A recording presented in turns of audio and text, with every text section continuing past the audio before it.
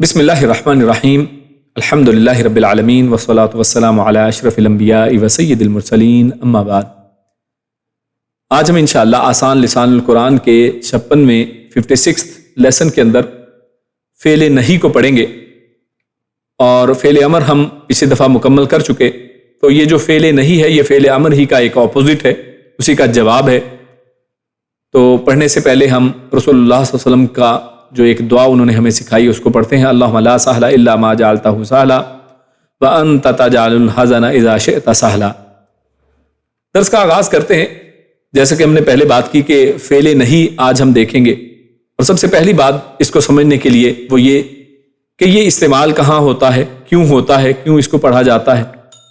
تو نہیں جو ہے وہ منع کرنے کے لیے استعمال کیا جاتا ہے، کہ جب کسی کو حکم دیا جا رہا ہو لیکن وہ حکم منع کا ہو، کیونکہ جو حکم ہے وہ دو طرح کے ہوتے ہیں، کسی کام کے کرنے کا حکم یا کسی کام کے روکنے کا حکم۔ تو یہاں پر روکنے کے لیے، منع کرنے کے لیے جو فعل استعمال کیا جاتا ہے آج ہم اس کو پڑھنے جا رہے ہیں، اسے فعل نہیں کہا جاتا ہے۔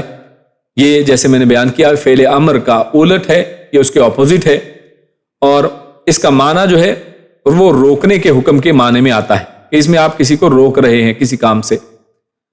اور اس کو بنانے کے لیے فعل مضارع سے پہلے جو ہے وہ لا کو استعمال کیا جاتا ہے۔ کلمہ لا جو ہے یہ ہم استعمال کر کے فعل نہیں بناتے ہیں۔ تو ہم اس کو سمجھنے سے پہلے ایک اور بات، اس کنفیوژن کو دور کر لیتے ہیں، کیونکہ لا ہم نے پہلے پڑھا تھا کہ فعل مضارع کے شروع میں اگر لا ہم لے آئیں تو اس سے نہیں کا معنی بھی پیدا ہو جاتا ہے۔ تو اب یہ دو لفظ ہیں، ان کو ذرا ان کا ڈفرنس جو ہے وہ ہمیں سمجھنا ہے۔ ایک ہے نہیں اور ایک ہے نہیں۔ نہیں کے اندر کیا کہتے ہیں کہ میں یہ نہیں کرتا، میں نہیں جاتا، یعنی آپ ایک خبر دیتے ہیں، تو جیسے جملہ اسمیہ کے اندر بنتا ہے، یعنی جملے کے اندر فعل افعال کے اندر بھی جملے میں کیا ہے کہ آپ ایک خبر دے رہے ہوتے ہیں، آپ ایک بات بتاتے ہیں، تو وہاں پر نہیں کی بات بتائی جا رہی ہوتی ہے، وہاں پر کوئی آرڈر نہیں ہے۔ جبکہ فعل نہیں کے اندر یا لام نہیں جو آئے گا، کیونکہ دونوں میں لا ہی استعمال ہوتا ہے، تو لائے نہیں اور جو لائے نہیں ہے ان کے اندر فرق ہے، اس کو سمجھنا بہت ضروری ہے۔ تو آپ کے سامنے ایک جملہ لکھا ہے، فعل مضارع کا جملہ ہے کہ لا تذهبوا، تو تذهبوا کا مطلب کیا ہے کہ تو جاتا ہے یا جائے گا، اور لا لگا کے کیا ہم نے کہا کہ تو نہیں جاتا ہے یا تو نہیں جائے گا، یہ بات کہی جا رہی ہے۔ جبکہ اس کے مقابلے میں ہم کہتے ہیں لا تذهب، اور اس میں غور کرنے کی بات یہ ہے کہ غور کریں، یہاں پر تذهبوا یہ عام حالت میں ہے، جبکہ تذهب میں آخری جو با کے اوپر دمہ تھا، یعنی حرکت جو تھی اس کو اخف یا مجزوم کر دیا گیا ہے، ہلکا کر دیا گیا ہے، اتار دیا گیا ہے۔ اور ہم نے پچھلے دروس میں دیکھا تھا کہ جب اخف یا مجزوم کر لیں تو وہ امر کی ایک کیفیت پیدا ہو جاتی ہے اس کے اندر، فعل امر کے اندر یہ بات ہم نے پڑھی تھی۔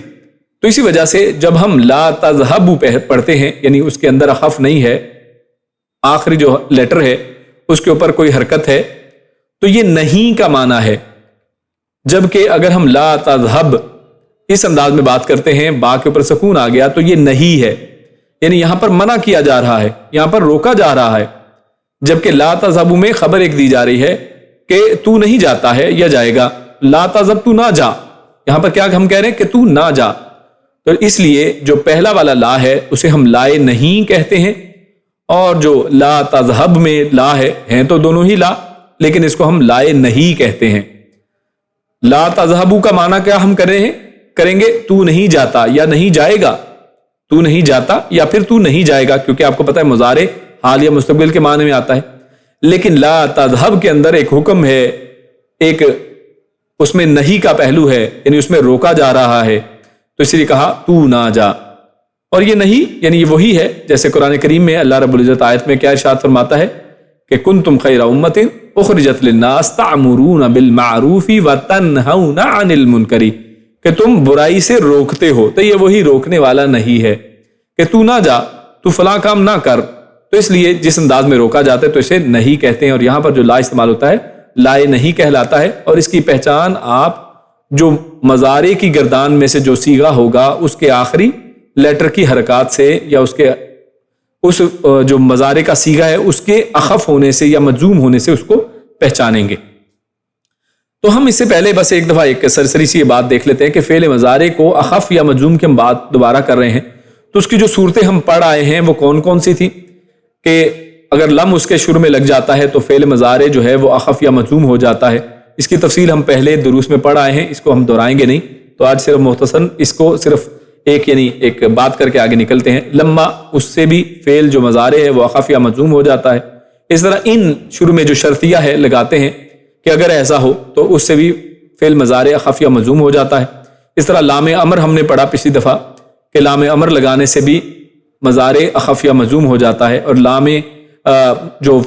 لام امر کے بعد فعل امر جو ہے اس سے بھی مضارع جو ہے اخف یا مجزوم ہو جاتا ہے۔ اور اسی طرح فعل نہیں جو ہے آج ہم پڑھ رہے ہیں تو اس سے بھی مضارع اخف یا مجزوم ہو جاتا ہے۔ تو یہاں پر دیکھیں ہم نے لام الف لا جو لکھا ہم نے، لائے نہیں جسے ہم کہتے ہیں، اس سے بھی یہ تذہب جو تھا تذہب بن گیا، یعنی وہ اخف یا مجزوم ہو گیا۔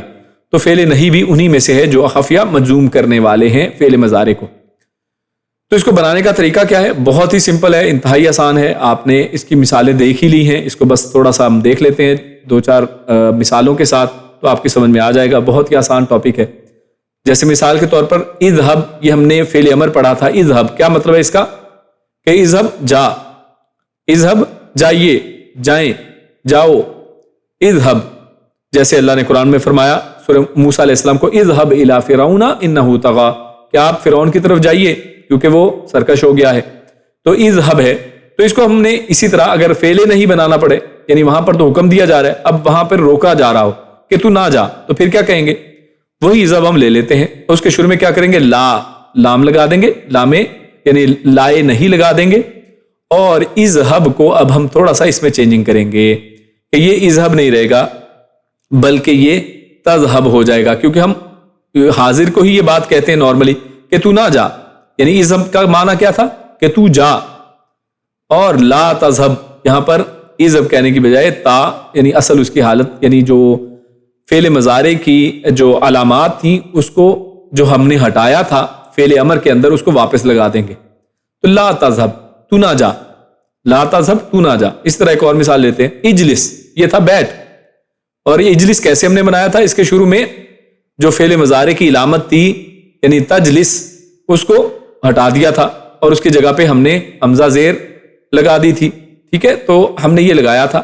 تو یہاں پر اس کو ہم نے اسی طرح بنانا ہو، فعل نہیں، فعل امر ہی سے نہیں بنانا ہو، تو ہم کیا کہیں گے؟ شروع میں لا لگا دیں گے، اور اجلس کا وہ جو تا تھا اس کو واپس کر دیں گے، یعنی اصل حالت میں فعل مضارع اپنے علامات کے ساتھ ظاہر ہو جائے گا، لیکن اس کا آخری حرف جو ہے یعنی اس کا جو صیغہ ہے اس کو اخف اور مجزوم کر دیں گے، تو لا تجلس ہو جائے گا کہ تو نہ بیٹھ، اجلس تو بیٹھ، لا تجلس تو نہ بیٹھ، اذهب تو جا، لا تذهب تو نہ جا۔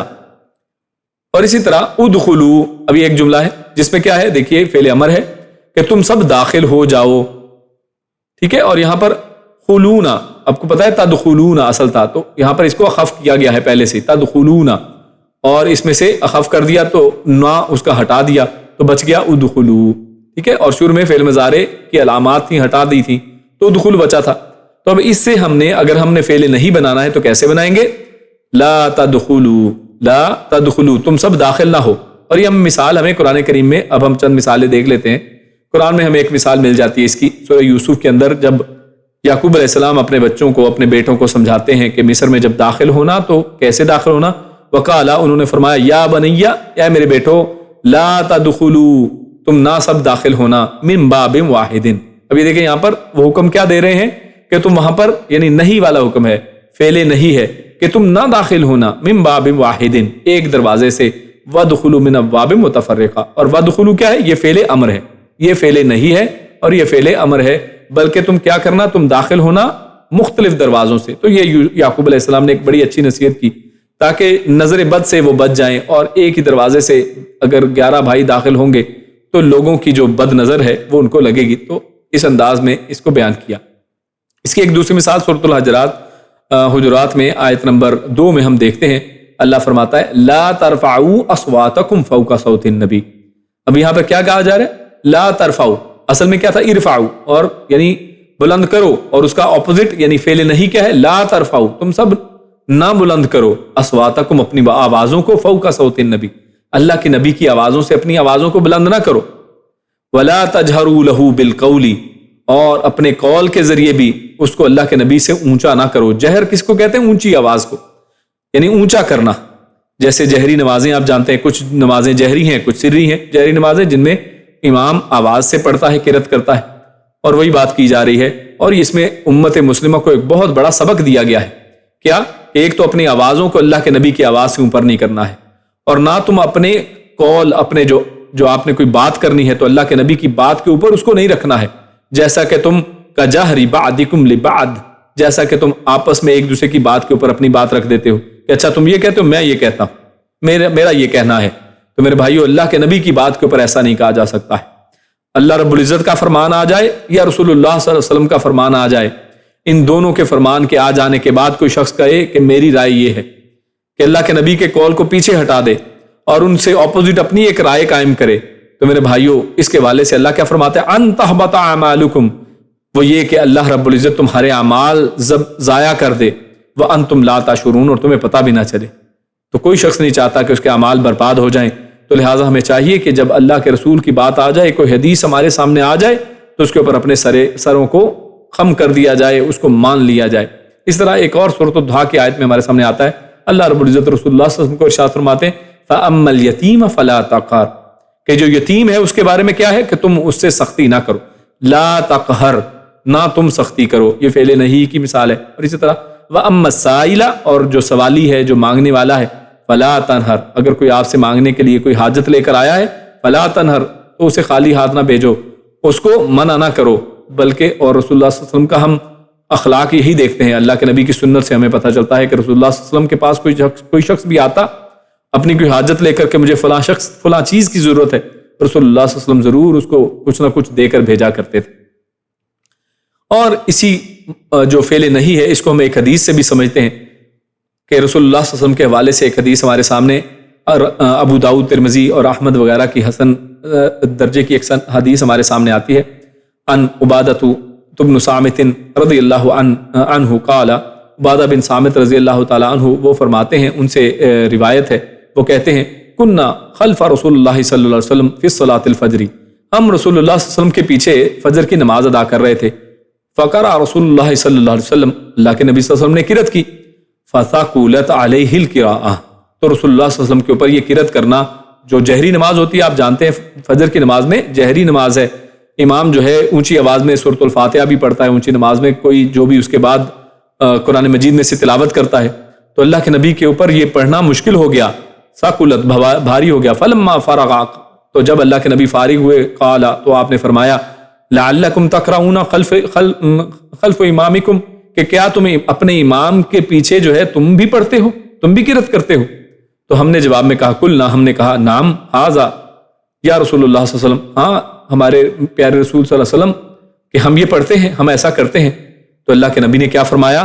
لا تفعلوا، اب یہ ہے اصل میں فعل نہیں، لا تفعلوا، تم ایسا نہ کیا کرو، الا، اب غور کیجیے، اللہ کے نبی صلی اللہ علیہ وسلم نے منع فرمایا ہے، لیکن آدھی بات امت تک پہنچائی جاتی ہے اور امت کو کہا جاتا ہے کہ جناب امام کے پیچھے کچھ بھی نہیں پڑھنا ہے، لیکن اللہ کے نبی کیا فرما رہے ہیں؟ لا تفعلوا، ہاں تم پیچھے میرے قرأت نہ کیا کرو، کیونکہ قرأت کا سوال کیا تھا اللہ کے نبی نے، تم میرے پیچھے قرأت نہ کیا کرو الا بفاتحۃ الکتاب، سوائے سورۃ الفاتحہ کے، یعنی تم نے قرأت نہیں کرنی ہے لیکن فاتحہ کے علاوہ، یعنی فاتحہ کی قرأت تم نے کرنی ہے، فاتحہ کو ضرور پڑھنا ہے، اس کے علاوہ تم نہ پڑھا کرو، لا تفعلوا الا بفاتحۃ الکتاب، سورۃ الفاتحہ کے علاوہ تم کچھ نہ پڑھا کرو۔